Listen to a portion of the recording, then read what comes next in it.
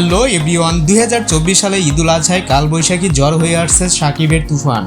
আর এই তুফানের ঝড়ে দেশের 90% হলই শাকিব খানের আওতায়। শুধু তাই নয়, ওপার বাংলায়ও এখন শাকিবের অবস্থান অনেক উপরে। এখানেই থেমে নেই এই সুপারস্টার। বর্তমানে কলকাতার পাশাপাশি বলিউডেও তার প্রভাব বিস্তার করছে। 2024 সালে তার ক্যারিয়ারে 25 বছর পূর্ণ হলো। সোশ্যাল মিডিয়ায় আলোচনার শীর্ষে আছে শাকিবের তুফান। যে লুকটি দেখে নেটিজেনরা পুরাই অবাক। তার এমন লুক দেখে বাংলাদেশি তারকা মনেই হচ্ছে না, মনে হচ্ছে হয়তো কোনো বলিউডের সুপারস্টার। শাকিব ভক্তদের দাবি তুফান ছবিটি বলিউডে মুক্তি দেওয়া হোক। পার্সোনালি আমার কাছে মনে হচ্ছে তুফান বলিউডে মুক্তি দেওয়া হলে দাপিয়ে ব্যবসা করতে পারবে, কেননা গ্যাংস্টার নির্ভর মুভিগুলো বলিউডে সবসময় সুপারহিট হয়। আর শাকিবের ছবি যদি বলিউডে ভালো ব্যবসা করতে পারে তাহলে তো বাংলাদেশের জন্য অনেক বড় পাওয়া। এই ভিডিওতে আমি আমার ওপিনিয়ন জানালাম, দেখা যাক প্রযোজনা সংস্থাগুলো কি করে।